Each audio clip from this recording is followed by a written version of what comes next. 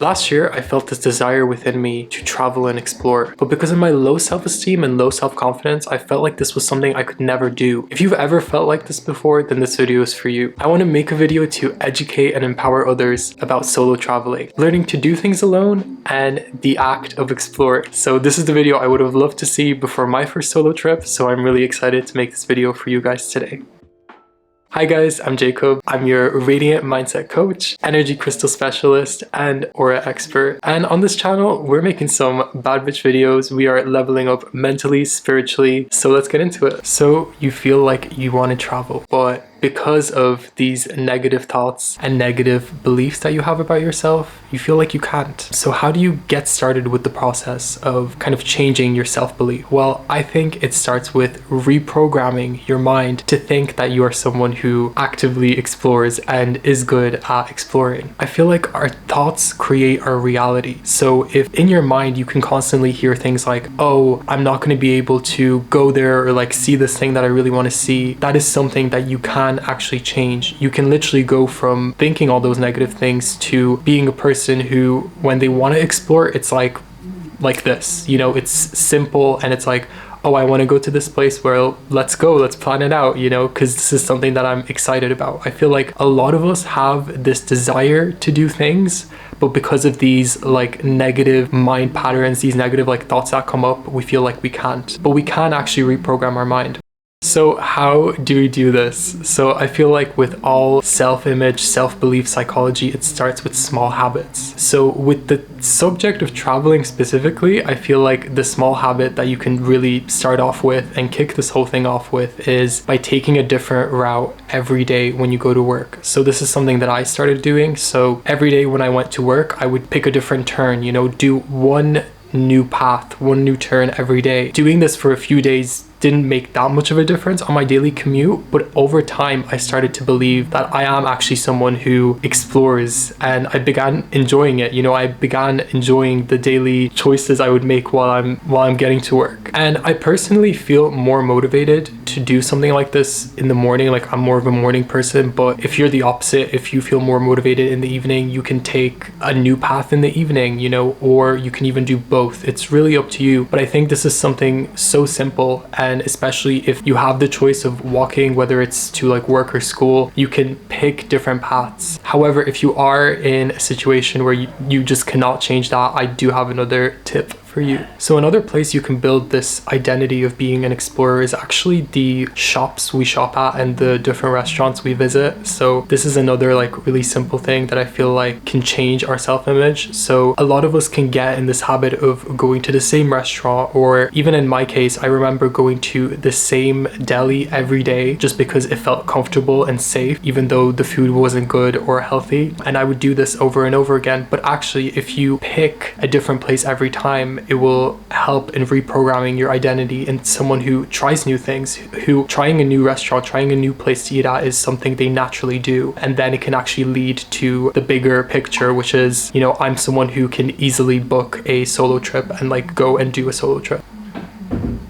And I feel like being in the city, like a lot of money that I spend on used to be in like restaurants and in cafes. So something that I did to challenge myself was, okay, if you want to go eat at a restaurant or go to a cafe, you have to pick a different one each time. And that little challenge kind of allowed me to explore a little bit more, but also it made it so I was more conscious of the choice I was making. So I actually saved money. So I would think kind of twice before that. And if I was having a day where I felt more like anxious, I would be like, actually, no, I'm going to go home and like cook a meal. So what is the next step? So I feel like once you've casted enough votes into the I'm an explorer box, you're ready to really take the next step, which is planning small city trips. I feel like city trips and like trips in your local area are very underrated. I feel like there's opportunity to explore in every city, no matter like how big or how small. And one of my first solo trips was literally just to my local park. I put some time aside on a weekend and said, I'm going to the park today. I brought my journal, I brought like my earphones, and I just made it like a really nice and comfortable experience. And I started to do more research, and I found out there's so many places around my city that were just one bus trip away that I could go to on a weekend. I would do this for about 2 months, and I would say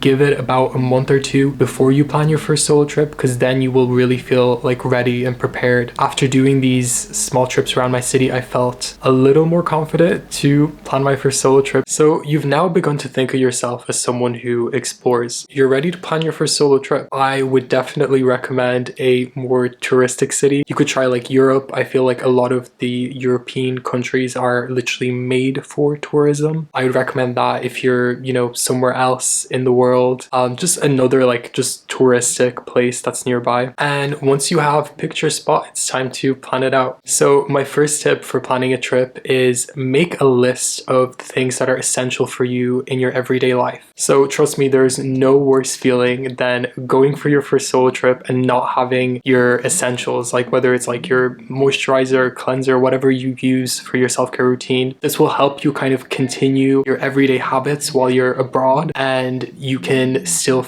like feel like you're home. Also, another thing to add to this is if you do make your self-care routine simple, if you have an early flight, this will make it so much easier. So I definitely simplified my everyday routine before going for my last solo trip, and it was so easy. Like I literally woke up, it took me maybe like 5 or 10 minutes, I was ready, and it didn't feel like I had to like rush or like really like hurry up in the moment. I got to like take my time, do everything I would normally do on like a day-to-day basis. So my next tip is prepare things that you will do in the waiting time on your trip. This is something that I learned actually from my first trip to Austria that I went to. There will be a lot of times on your trip where you will be just waiting around, not really having like much to do, whether it's like the airport or if you're at a restaurant. What can happen in these moments is your mind can wander and your mind can create all these different situations. So I feel like a good habit to start practicing is to have a list of things that you can do during the waiting time. For me, this would be like having books prepared. So whether it's like educational books or even like fantasy books, like those are both great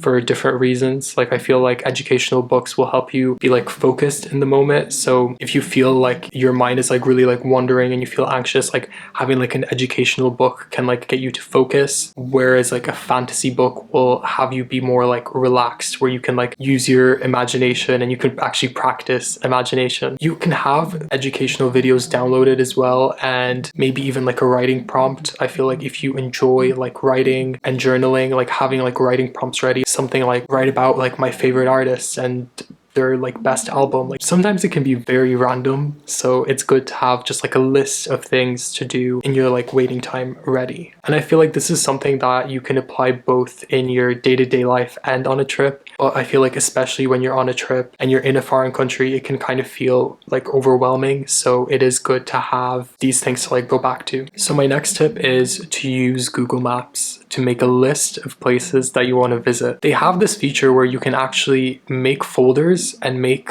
little like pinpoints for places all around the world. What I've done before is, let's say there's like an art gallery that I want to like visit, I will pinpoint that place and then I will also write like a little comment underneath it, like, oh, I want to go to this art gallery because it has this like famous painting or something like that. So that will help you actually remember why you favorited the place, but it will also help you plan out a route of when you're there. So if you have this setup, which I think I'm going to put like a little like maybe like screen recording here just kind of to show you like what it looks like, you can actually plan out what route you're going to take and make it like a lot easier. And then also once you have visited that place, you can take it off the list, so you can kind of have a visual of the places that you've yet to see. So take some time to research the laws and the public transport of the country that you're going to visit to. My last trip to Prague, I actually spent a lot of time researching just like the transportation and the different laws, because they can be so different from each like European country to country. I feel like they change these laws up and all these like regulations up just to make the most money out of tourists. And it's a great money-making scheme, but at the same time, it's good to kind of like take note of what it is in that country. So for example, in Prague, you can easily get fined for not validating your ticket before you get on public transport. So that's something like if you don't do the research, you can actually get fined. So I definitely recommend doing that research before you go. I also feel like this is something that should be included in flight apps. Like I don't understand why we don't have information like, oh, how to use the public transport and the different like laws, like the basic laws of that country when you're you're also like flying, it would be something cool that I feel like could just be included in the app as well. So just a little idea for some future tech bros or girlies, if they're, you know, wanting to develop a new travel app. So another tip I have is book tours and trips in the city that you're going to. So this is a great way to feel community, but also be in like an organized situation where you're surrounded with people. And especially if you have social anxiety, it can get like really lonely as well when you're solo traveling. So going to something that's like organized, planned, it just makes it so much easier to like interact and get to know people from that country. A great place to do this with is an app called Get Your Guide, and I feel like they do most places around the world, so you can go on this app and kind of research the different tours. I would definitely recommend doing like a day trip or like a sightseeing tour in the city. I've also seen a lot of like cycling tours. I really want to do one of those. And I remember my first solo trip to Austria, I was so scared, like I couldn't even like buy myself like proper food in the grocery store because I felt like the cashier would judge me for not knowing their like native language. So I remember I only bought like ham, cheese, and bread, and that's all I ate for 2 days. But I also had this like day trip scheduled. I felt like after going to that and getting to like speak with some people on the trip and even like the guide, I felt so much more like relaxed and calm. So I think it's a great thing to do if you do have like social anxiety and you want to travel and meet people. And it turned out that actually a lot of people spoke English. So the thing that I was like so scared of just wasn't actually the case. So I also have some tips for when you arrive to your destination. So I think the first thing is don't abandon your everyday habits that you have in your day-to-day life. In my past solo trip experiences, I've definitely felt like, oh, I have to like do this, and that. But remember to take care of yourself. You know, your self-care is important. And especially if you do feel overwhelmed, kind of doing these little routines and little habits that you have in your regular everyday to day life on your trip can make you feel actually a lot more grounded. And also don't fall into the trap of feeling stressed at the airport. I feel like this is something that's so easy to do, especially because a lot of people at the airport, they're rushing, they're wanting to kind of get to one place to another, they might be late for their flight. Other people's emotions don't have to dictate how you feel. You know, if you want to like take your time at the airport, you should do that, you know, and enjoy the experience. And as well on your trip, you know, be mindful of kind of the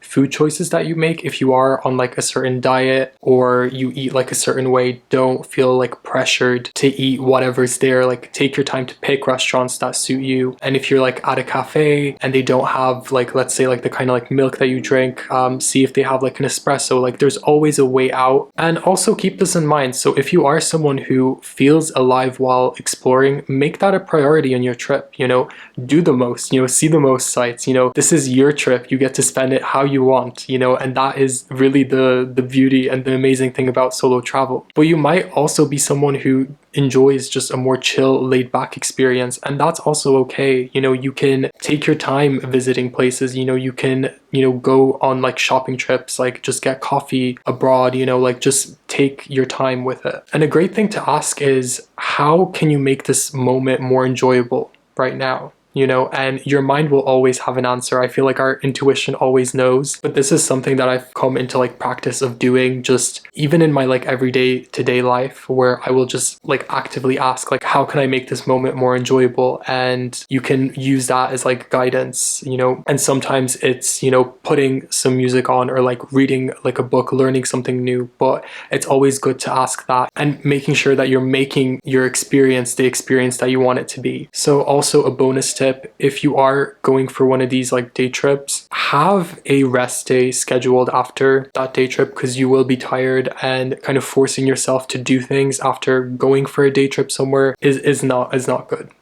So yeah, definitely plan out like a day after, or even like half a day for you to just like rest and recover. So to conclude, planning your first solo trip starts with a shift in mindset and small consistent actions. So by first reprogramming your thoughts and incorporating small changes like taking new routes or trying different restaurants, you begin to build confidence as an explorer. And over time, these habits will lay foundation for way bigger adventures, whether it's solo trips in your city or bigger excursions abroad. And as you continue to explore, maintaining your everyday habits and self-care routines will help you stay grounded. The beauty of this process is that it's completely up to you. you. I truly believe that this is the advantage of solo travel, is that you get to make it whatever you want. You're in control of what you want to explore and at what pace.